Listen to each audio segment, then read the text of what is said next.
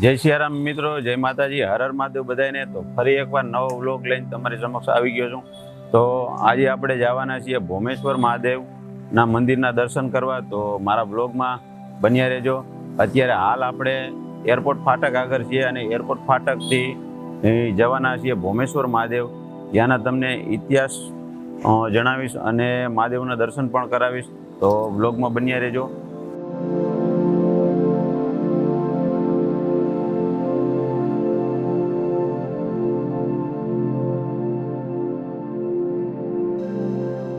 તો મિત્રો આપણે પહોંચી ગયા છે ભોમેશ્વર મહાદેવ।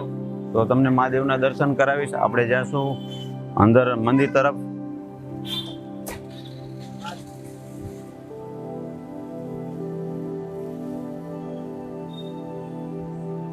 આપણે આવી ગયા છે ભોમેશ્વર મહાદેવે।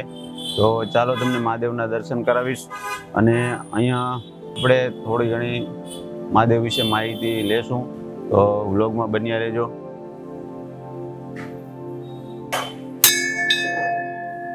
અત્યારે તમને જે દર્શન કરાવવા જઈ રહ્યો છું તે રાજકોટમાં આવેલું આ મંદિર છે ભોમેશ્વર મહાદેવનું।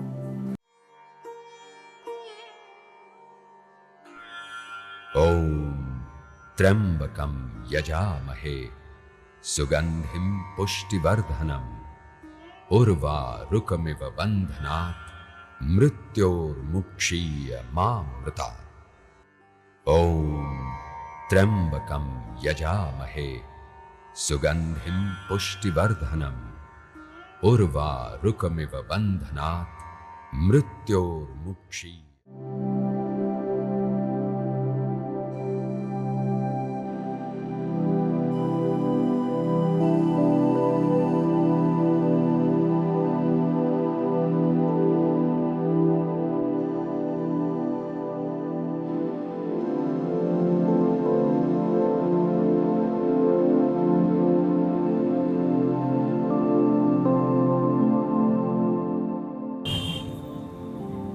તો મિત્રો આજે શ્રાવણ મહિનાનો ચોથો દિવસ છે અને ચોથા દિવસે તમને દર્શન કરાવ્યા ભોમેશ્વર મહાદેવના। અને ભોમેશ્વર મહાદેવ વિશે આપણે બાપુ પાસે થોડી ઘણી કથા જાણશું, જે આપણાને જણાવશે। તો બાપુ, ભોમેશ્વર મહાદેવ વિશે તમે શું કહેવા માંગશો? ભોમેશ્વર રાજકોટમાં લોકપ્રિય એવી જગ્યા છે અને રાજકોટમાં આ જગ્યાનો કોઈ ફંડ ફાળો ભિક્ષાવૃત્તિ કશું છે નહીં। આજે વર્ષો થઈ ગયા। આ શ્રીમંત આવે કે નાના માણસ, આમ 10 થી 35 ગાયો અંદર ગૌશાળામાં, એનું દૂધ અમે ઓછા ભાવે જેને જોઈ એને આપીએ છીએ એના ખર્ચ માટે। બરાબર, બાકી તો અમે લોકો સેવા કરીએ છીએ। આપણી દેશી ગાયો છે અંદર, અને આજે વર્ષો થઈ ગયા અહીંયા એક જ ધારી ગાડી હાઈલી આવે છે આમનો। બરાબર, એટલે અમે રામાનંદી સાધુ સાહેબ અને મારું નામ છે બચુકદાસ નવલરામ અગ્રાવલ। બરાબર, તો આ જગ્યાનો મહિમા એવો છે કે અહીંયા ખેતીવાડી હતી, પહેલાં ખેતીવાડી હતી। એમાં એક ભગત બાપા અહીંયા ખેતીનું કામ કરતા। એ ખેતી કામમાં કરતા કરતા એને નાગ અને નાગડીનો જોટો હાલ અત્યારે પણ છે।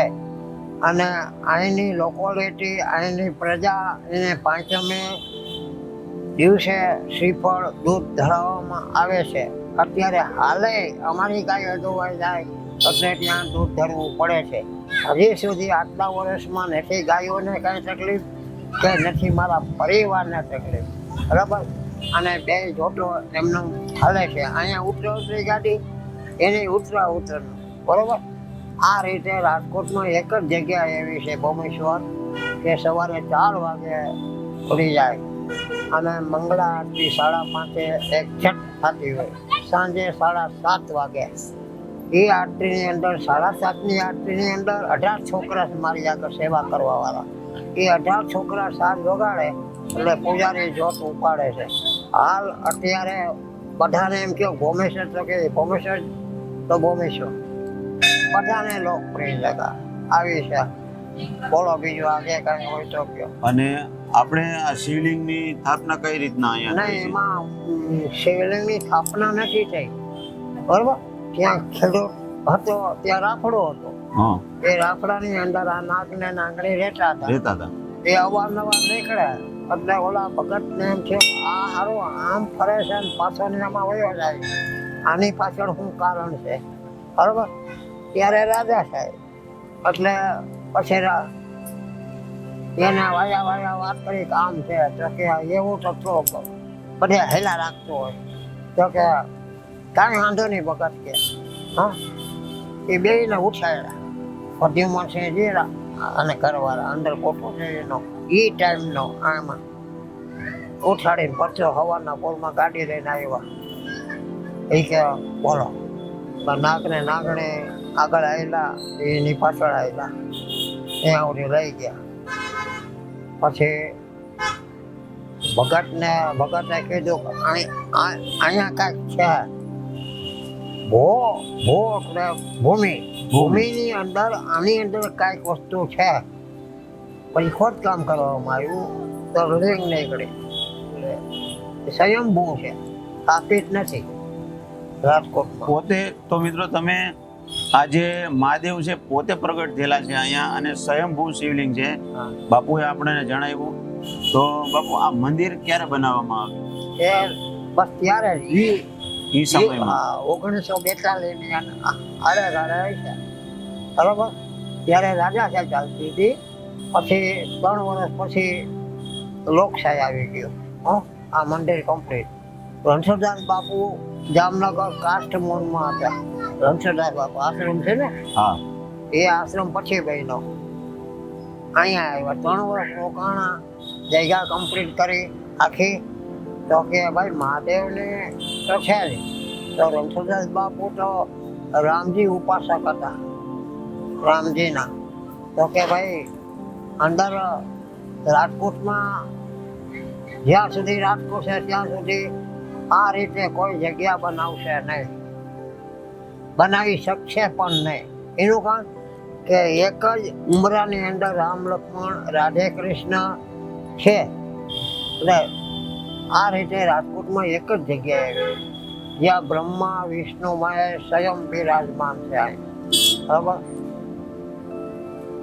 એટલે ભોમેશ્વર બધાને બહુ લોકપ્રિય જગા છે અમારી આ. અને સાંજની આરતી તમે જુઓ ને તમારા રૂવાણા ઉભા થઈ જાય. 18 છોકરા સાજ વગર એ સાજ વગરની બાયણા નીકળે રહ્યા તો કપડા પછી નથી રેપ થઈ ગયા હોય. એટલે ભોમેશ્વરની આરતી મહાન છે. અને એવી આરતી રાજકોટ પૂરા મંદિરોમાં નથી થતી, પૂરા રાજકોટ સિટીમાં નહીં. જે આરતી ભોમેશ્વરની થાય છે ને સાંજે 7:30 એમાં તો ઓડિયન્સ છે જાપા સુધી હોય. અમારે ઓડિયન્સ ત્યાં સુધી જાપા સુધી. અને તો મિત્રો આ એક જ મંદિર એવું આવેલું છે કે જ્યાં રાધા કૃષ્ણના પણ બિરાજમાન છે. તો આ મંદિરની દર્શન માટે તમે જરૂર આવજો. તો બાપુ બીજું મહાદેવ વિશે તમે શું કહેવા માંગશો? શ્રાવણ મહિનો અત્યારે ચાલે છે અને શ્રાવણ મહિનો એટલે મહાદેવનો પવિત્ર મહિનો કહેવામાં આવે છે અને મહાદેવનો પણ મહિમા શ્રાવણ મહિનામાં વધારે હોય છે. તો તમે શ્રાવણ મહિના વિશે શું કહેવા માંગશો? પણ શ્રાવણ મહિનામાં તો અહીંયા કોઈ જાતનો ચાર્જ નથી લેતા અમે. જેને પૂજા સંયમ અભિષેક કરવા હોય, પૂજા કરવી હોય, પણ ટાઈમ અમે ટાઈમમાં ખૂબ માનીએ છીએ વર્ષોથી. અમારી આરતી પરફેક્ટ 5:30 તમારે ચેક કરવું ચાલુ છે. સાંજે 8:30 આવો, અચાનક આવો, ફોન કર્યા વગર આરતી ચાલુ હોય. એટલે અમે ટાઈમમાં બહુ માનીએ છીએ. બીજું આ જગ્યાના તમે પ્રવેશ દ્વારમાં આવો, તમને એમ કોઈ નહીં કે અહીંયા થોડુંક આપો તો માગવાની સખત મનાય છે અમારી. કોઈ નહીં આગળ નહીં, લાંબો હાથ જ નહીં ને. સહાય દેવું હોય તો પેટીમાં તમારે જે દેવું હોય આપો. તો એ છે અમારે 35 ગાયો છે, એનો નિભાવ ચાલે. બાકી સાધુ તો ક્યાં જતા હોય કમાવ? સાધુ પોતાના ભજનમાં બેઠા હોય. તો રાજકોટને અને અમારી અહીંની લોકોલિટીને બહુ પ્રિય બધાને આ જગ્યા. બોલો બીજું. તો મિત્રો આપણે જે અત્યારે દર્શન કર્યા એ ભોમેશ્વર મહાદેવના દર્શન કર્યા, અને બાપુએ જેવી વાત કરી કે અહીંયા કોઈ દાન સ્વીકારવામાં આવતું નથી, તો ખૂબ સરસ વાત છે. કેમ કે ભોળાનાથ પણ એક ભોળાના દેવ છે, જેને ધનની કંઈ જરૂર નથી. એક બિલીપત્રમ, એક પુષ્પમ, એક લોટા જલની ધાર, દયાલુ રીઝકે દે દે ચંદ્રમૌલી મહાદેવ. તો એવા જ આજના મહાદેવના આપણે દર્શન કર્યા, અને અહીંયા બાજુમાં ગૌશાળા પણ આવેલી છે, જે બાપુ ખૂબ જ ગાયોનું ધ્યાન રાખે છે. અને જે અત્યારે તમને બાપુએ જે જણાવ્યું એ સત્ય ઘટના છે. અને અહીંયાના જે શિવલિંગ છે ખૂબ જ, તો એવા જ આજ મહાદેવના આપણે દર્શન કર્યા છે. અને આ જે શિવલિંગ છે એ પોતે પ્રગટ થયા છે, સ્વયંભૂ શિવલિંગ છે. તો દર્શન કરી અને હું પણ ધન્ય થયો છું અહીંયા આવીને. ભોમેશ્વર મહાદેવની જય. ભોમેશ્વર મહાદેવ 1942 એનું બાંધકામ છે. જગ્યાનું રાજા સાહેબ વખતની જગ્યા છે, અને નાગનાગણીનું ગોરડાનું સત્ય છે. અને શ્રાવણમાં સાકો મહિનો સેવા પૂજા થાય છે, અને સાતમ આઠમ ઉપર સાલ જન્માષ્ટમી સારી રીતે ઉજવવામાં આવે છે. તો મિત્રો આજ માટે આટલું જ છે. ફરી મળીશું કાલે નવા વ્લોગમાં. ચેનલને જોવાનું ભૂલતા નહીં. નિકેશભાઈ વ્લોગ નામની ચેનલ છે. તો હર હર મહાદેવ, જય સિયારામ, જય માતાજી બધાને.